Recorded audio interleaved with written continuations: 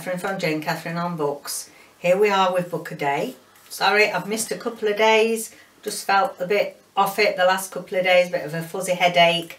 Nothing too serious, but you know, just thought I could have a couple of days off. I think you let me have a couple of days off, don't you think? So today is day 39 of the UK lockdown, and the reason I can say that without looking at my prompter is day 39. The 39 Steps is my book of choice for day 39 of the UK lockdown. I won't remember it tomorrow, will I? But just today. So this is by John Buchan. I'm sure most people will have heard of John Buchan. There's many televised versions of the 39 Steps. Was the original one, was it Kenneth Williams? No, was it Peter Ustinov? No. See, I do need my prompter. Who was the first one, David? Robert Dannay, black and white, 1935. Right, did you get that? Yeah. And then was it? Then it was Kenneth. Then it was Kenneth More. And then Robert Powell. And then we had the BBC one a few years ago. Yeah. Did you get all that? Good. Right. So there have been at the top and bottom of all that conflab is there's been many televised versions of the 39 Steps, and the play is absolutely brilliant. Absolutely brilliant. We first saw this it was on at the Criterion in London. But we saw it in Nottingham, I think. We saw it at the Theatre Royal in Nottingham. And then more recently we have seen another version of it at the Stephen Joseph Theatre in Scarborough, which is the theatre of Sir Alan Ayckbourn. So most of his plays and shows that he's written are always piloted, always premiere at Scarborough. We're very fortunate of that before they then go on to either the West End or Broadway.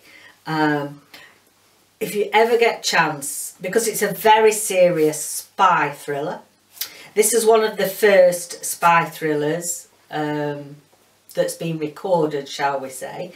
And it's featuring Richard Hannay. If you don't know the story, Richard Hannay, a bit of an adventurer.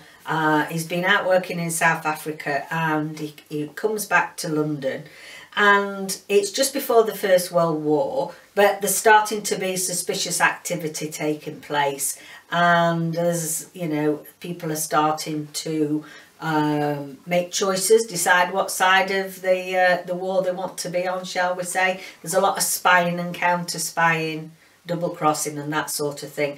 Anyway, he comes back to London, and there's a spy that comes to give him, passes a book to him, because he's been chased, this spy, and he passes a book with various information to Richard Hannay. And then this spy, he takes him into his flat to shield him, shall we say, and he gets done in. The spy does, not Richard Hannay. The spy gets done in, and that's, I'm not any spoilers there, that's very well known.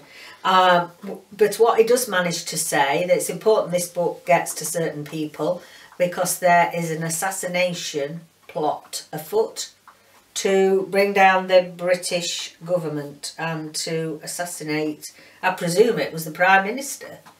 I can't remember who was going to be assassinated, or was it the whole government? Well, David doesn't know either. He's no use, is he? No use having a prompter if you don't know all answers for me. Anyway, so he looks as if he's the main suspect, really. I mean, this all happens very early on in the book, very early on in the film, and he's number one suspect because this spy's been found dead in his flat. So he flees off up north to his native Scotland, and the adventure begins. Well, really the adventure begins the moment he gets on the train going up to Scotland. Let's say that everybody's not trustworthy in Scotland, so he needs to be careful.